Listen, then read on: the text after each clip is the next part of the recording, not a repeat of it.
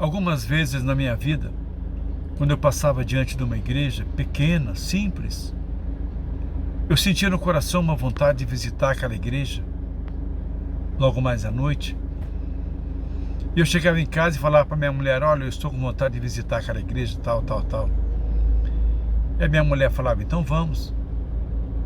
E quando nós se preparávamos para ir até a igreja à noite, uma voz dizia no meu ouvido: sabe aquele dinheiro que está no bolso do seu paletó, lá no guarda-roupa? Pega todo aquele dinheiro e doa na igreja.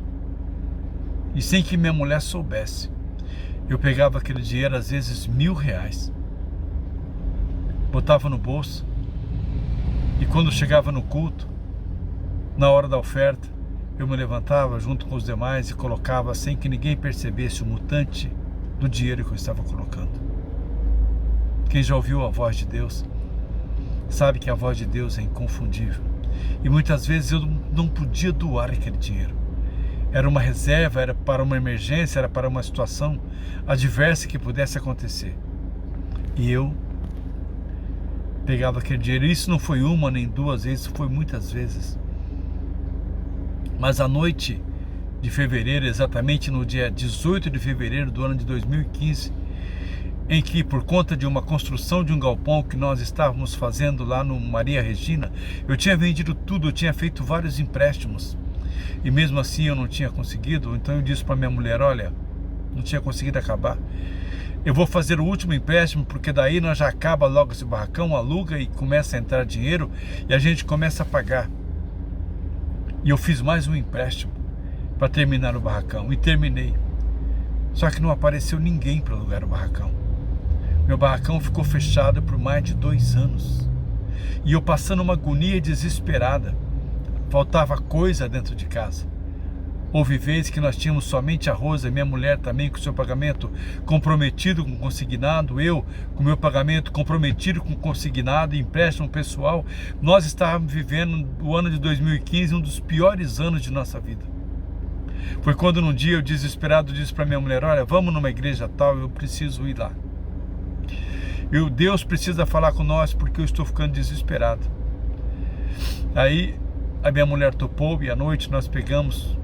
Eu tinha um Gol quadrado, o único carro que eu tinha, porque era com ele que eu ia para Serrana, onde eu trabalhava na loja da Lisane.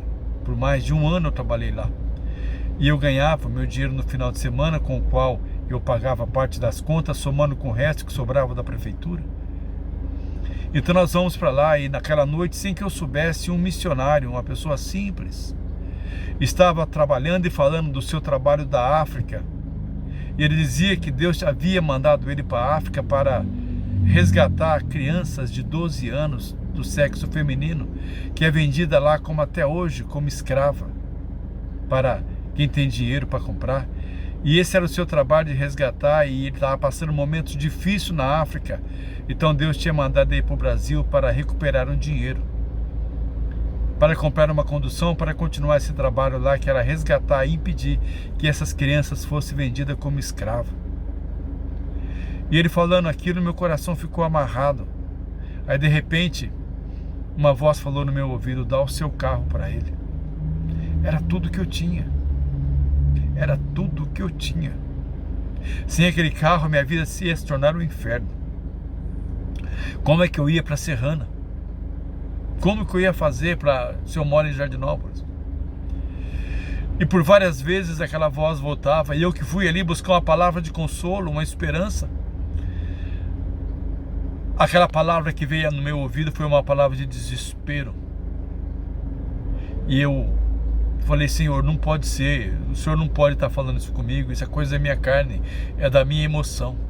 Mas aquilo, eu já estava aflorado, eu já estava chorando, porque eu já poderia perceber o que seria a minha vida sem meu único carro. Como é que eu ia fazer? Eu já estava passando momentos difíceis.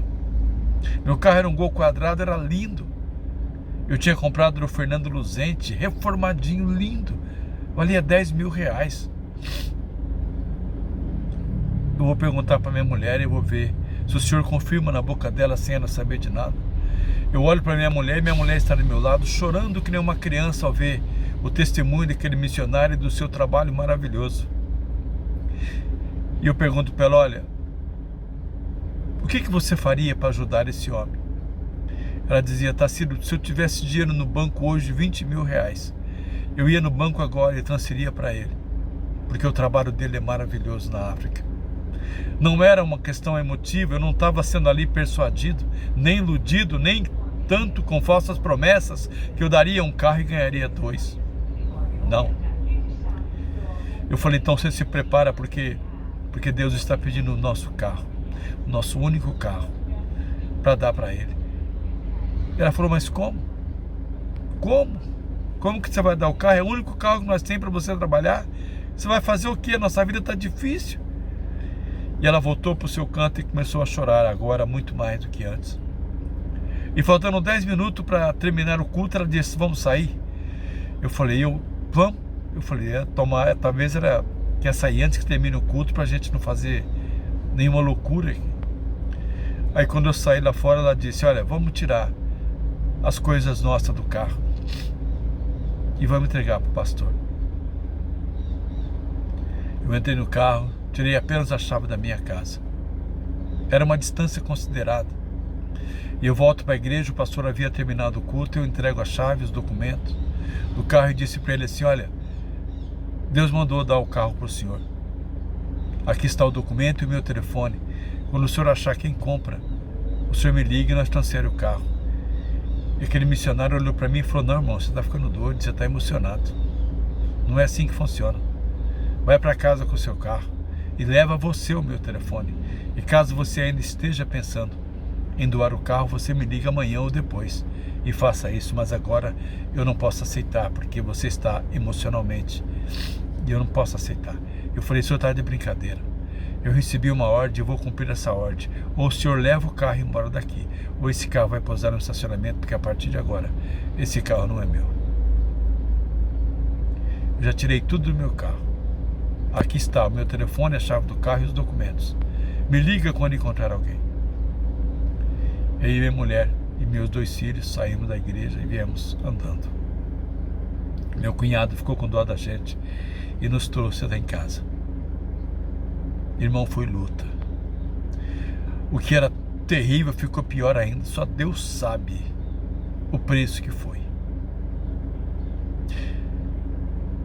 Mas o tempo passou e as portas daquele galpão foram abertas e nunca mais ele ficou sem alugar. Contrato de 6 anos. E agora, nesse momento, eu acabo de fazer mais um galpão que vale mais de 500 mil reais.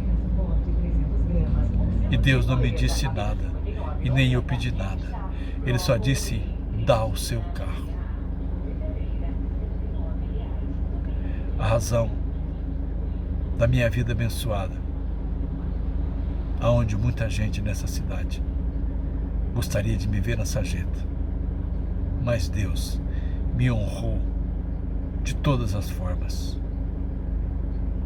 Eu dou glória a Deus.